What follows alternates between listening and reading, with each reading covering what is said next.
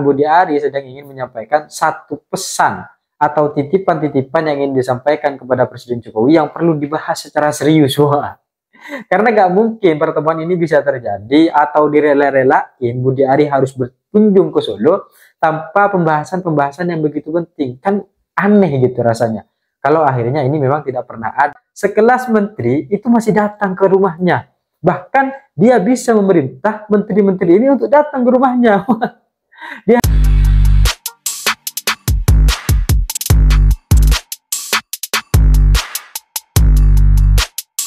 Hai korban ghosting, ketika kita memiliki sang kekasih mesti selalu akan ada berbagai macam proses izin mengizin atau kabar mengabari. Karena ini lazimnya dari berbagai macam suatu proses hubungan, dan hubungan-hubungan demikian perlu dirawat sehingga kabar-kabar itu bisa saling bertukar. Jadi kita tidak hanya bertukar berbagai macam kepentingan, tapi juga bertukar berbagai macam kabar-kabar. Supaya apa? Supaya salah satunya atau kedua-duanya bisa merasakan yang namanya ketenangan. Dan hal ini ternyata proses kabar mengabari tidak hanya terjadi dalam hubungan, tapi di jabatan pemerintahan kita, di tatanan-tatanan pejabat-pejabat kita, itu juga saling berkabar. Tapi menjadi wajar ketika kemudian misal ada seorang menteri yang melaporkan berbagai macam kinerjanya atau keadaan situasi politik terkini, baik itu kepada ketua umum partai politik ataupun kepada Presiden Republik Indonesia. Wajar gitu. Misalnya nih ada Budi Ari ketemu sama Presiden. Maksudnya Presiden Prabowo. Wajar gitu. Mungkin mendiskusikan berbagai macam hal-hal terkait dengan kementeriannya. Dan tidak ada persoalan terkait dengan hal itu. Jadi itu biasa saja gitu kan.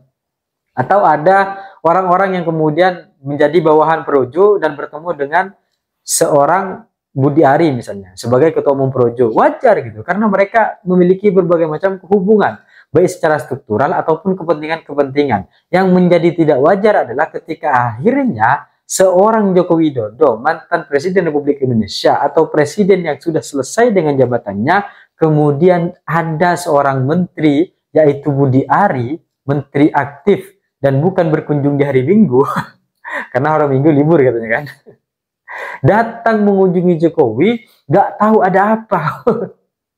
Katanya ini hanya sebatas ya silaturahmi biasa saja. Dari hal ini kita hanya melihat bagaimana kemudian Jokowi sedang ingin untuk unjuk gigi, bukan unjuk gigi itu bukan ya, tapi dalam satu posisi menunjukkan dirinya bahwa sekelas menteri itu masih datang ke rumahnya. Bahkan dia bisa memerintah menteri-menteri ini untuk datang ke rumahnya. Dia hanya ingin beritahukan kepada berbagai macam kalangan-kalangan bahwa Budi Ari adalah orang-orang Jokowi yang kemudian sekarang sedang menjabat menteri. Mungkin itu adalah salah satu pesan yang kemudian ingin disampaikan. Pertanyaannya yang kemudian muncul dari berbagai macam kejadian ini, ketika akhirnya semuanya sudah selesai, Budi Ari juga sudah keluar dari rumah Jokowi, maka berbagai macam pertanyaan-pertanyaan itu kan mulai muncul gitu. Apa yang kemudian Budi Ari lakukan di dalam bersama Presiden Jokowi? Apa yang kemudian mereka obrolkan gitu kan? Kan hal itu yang kemudian dibicarakan. Kok tiba-tiba ujuk-ujuk Budi Ari ini mengatakan bahwa ya, Jokowi ini dicintai oleh rakyat, rakyat juga mencintai Jokowi, dan rakyat juga ada di hati Jokowi. Siapa yang nanya soal itu? Kita kan bertanya pertanyaan yang kemudian di dalamnya membahas soal apa. Kok tiba-tiba muncul statement bahwa Jokowi dicintai oleh rakyat? Banyak sekali yang sayang dan cinta terhadap Jokowi, dan Jokowi, bagi Jokowi, rakyat juga di hati Jokowi. Kok bisa gitu? Ini untuk apa? Sebenarnya untuk apa? Apakah kemudian agar kemudian citra diri Jokowi ini menjadi baik kembali atau soal apa? Karena dari berbagai macam pertanyaan-pertanyaan itu yang akhirnya dijawab dari berbagai macam proses pertemuan ini hanyalah ya biasa, silaturahmi biasa. Ini Budi Ari ini terbang dari mana ini? Kok bisa dia mampir lewat Solo? Ini kan menjadi tidak masuk akal ketika akhirnya Budi Ari ini tidak ada persoalan atau urusan yang kemudian melewati Solo, tapi akhirnya dia harus mampir di rumah Jokowi. Kan aneh gitu kan. Saya batuk dulu ini. Dan dari berbagai macam proses kejadian ini, kita akhirnya bisa melihat kalau seandainya pernyataannya ini mirip dengan pernyataan Kaisang bahwa Kaisang pernah nebeng jet pribadi, sekarang Budi Ari bersilaturahmi karena kebetulan lewat. Itu baru menjadi hal biasa gitu. Tapi kalau dia tidak lewat di Solo, kemudian tiba-tiba dia nyampe di Solo, berarti kan ada satu hal yang kemudian dibicarakan di dalam. Apa pertanyaannya gitu kan? Ini kan yang kemudian menjadi pertanyaan-pertanyaannya. Sehingga akhirnya dari kejadian-kejadian ini, entah kasusnya mirip dengan Kaisang yang kemudian nebeng, atau Budi Ari memang ada niat silaturahmi gitu kan. Tapi dari berbagai macam proses pernyataan, ini kok rasa-rasanya dekat dengan berbagai macam kasus-kasus yang sedang menimpa Budi Ari. Pak Menteri kita ini kan sebenarnya pernah menjabat sebagai Menteri Informasi, Kominfo ya. Tapi dalam satu posisi yang kemudian akhirnya reshuffle dan selesai. Dan setelah masa jabatannya selesai, Prabowo menjadi presiden, dia diangkat menjadi menteri. Kok ternyata kasus judi online jadi marak. Sampai akhirnya terungkap bahwa pegawai Kominfo sendirilah yang kemudian menjaga situs-situs judi online ini. Ini kan nggak mungkin seorang pegawai menyelinap kemudian mengambil keuntungan dari berbagai macam situs ini tanpa koordinasi dengan atasan. Ini kan satu pertanyaan yang kemudian juga sedang dipertanyakan. Apalagi kemarin Pak Budi Ari ini juga pernah dipanggil terkait dengan kasus judi online. Maka pertanyaannya yang kemudian hanya muncul, benarkah Budi Ari ini datang ke Solo untuk kemudian memberikan dan meminta backingan kepada Jokowi? Itu kan pertanyaannya. Karena mau bagaimanapun satu sosok yang kemudian dekat dengan Budi Ari, ya Presiden Jokowi gitu. Selain itu ya mungkin ada, tapi tidak sedekat dengan Presiden Jokowi. Apalagi dia mengatakan senamakan pro Jokowi. Meskipun sampai hari ini tidak menjadi partai. Tapi dari berbagai macam kasus ini, rasa-rasanya hal yang kemudian dekat dengan peristiwa-peristiwa pertemuan ini adalah tentang judi online.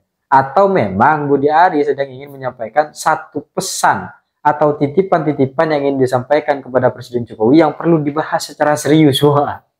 Karena nggak mungkin pertemuan ini bisa terjadi atau direla-relain Budi Ari harus berkunjung ke Solo tanpa pembahasan-pembahasan yang begitu penting. Kan aneh gitu rasanya. Kalau akhirnya ini memang tidak pernah ada permasalahan pentingnya atau sekedar bersilaturahmi. Silaturahmi ya nantilah ketika memang kebetulan lewat. Wah ini kan nggak kebetulan. Dan dari berbagai macam hal ini, kita akhirnya bisa melihat apakah kemudian akhirnya memang ada berbagai macam kasus atau peristiwa-peristiwa yang perlu dikonsultasikan. Jadi perlu seorang konsultan yang kemudian bisa memberikan arahan. Kira-kira apa nih pengalihan isu yang tepat setelah kemarin saya dipanggil terkait dengan kasus judi online? Wah, apa yang tepat nih kasusnya tentang apa? Atau ada informasi-informasi lain dalam Kementerian Presiden Prabowo Subianto yang perlu disampaikan? Oh apa gitu kan? Ini kan yang kemudian menjadi pertanyaan-pertanyaan publik. Tapi hal yang kemudian juga bisa dilihat adalah ketika akhirnya hari ini Budi Ari mengumumkan atau melakukan konferensi pers terkait dengan berbagai macam persoalan koperasi yang akhirnya merugikan negara sekitar puluhan triliun.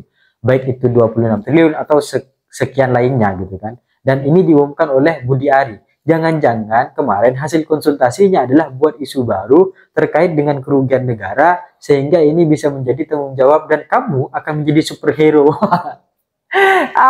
Apakah itu yang kemudian akhirnya menjadi isi dari pertemuan Presiden Jokowi dan Budi Ari?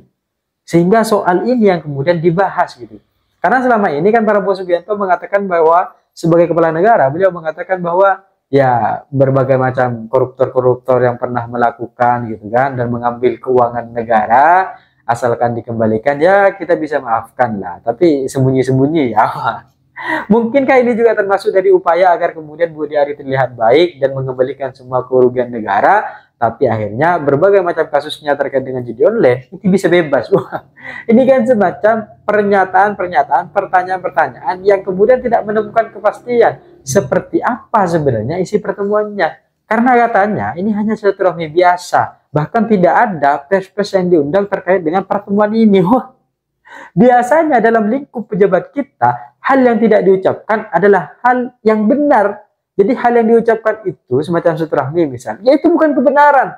Di balik itu semua ada hal-hal lain. Sifatnya memang silaturahmi, semua pertemuan di silaturahmi gitu kan. Saya ketemu dengan teman saya, ya silaturahmi. Saya ketemu dengan pacar, mantan, ya silaturahmi. Tapi ketika kemudian di balik itu kan ada pertanyaan, entah pertengkaran, diskusi, kajian, persoalan lain. Kan pasti ada pembahasan di dalamnya. Lah, hal itulah yang kemudian tidak diungkapkan kepada publik. Maka sejak saat itu semakin rahasia pertemuan ini, maka semakin urgensi yang kemudian dibahas. Karena kalau tidak terlalu penting ya sekedar telepon saja, toh hubungan Jokowi dan Budi Ari juga dekat kan, tidak ada persoalan. Maka hal yang kemudian dibahas dalam silaturahmi ini mungkin memang sangat urgent dan sangat genting, sehingga rasa-rasanya memang ada yang panik akan dipenjara atau kena kasus. Tapi ini semua hanyalah kemungkinan-kemungkinan yang kita tidak tahu kebenarannya, karena yang tahu kebenarannya hanya Budi Ari, Jokowi, dan Tuhan. Karena yang berada di pertemuan itu ya cuma mereka-mereka aja, dan mereka yang kemudian juga tahu apa yang mereka bahas. Tapi mau bagaimanapun, ini adalah kemungkinan-kemungkinan yang bisa kita lihat dari berbagai macam proses-proses dan peristiwa-peristiwa yang ada. Mau bagaimanapun, semua ini bukan kebetulan, tapi rangkaian-rangkaian yang harus dirajut sedemikian rupa agar kemudian tujuan yang diharapkan oleh Presiden Jokowi dan Budi Ari dapat tercapai. Saya pikir itu cita-cita saya, ingin seperti Gibran, tapi saya sadar diri dan sadar posisi. See you, korban ghosting.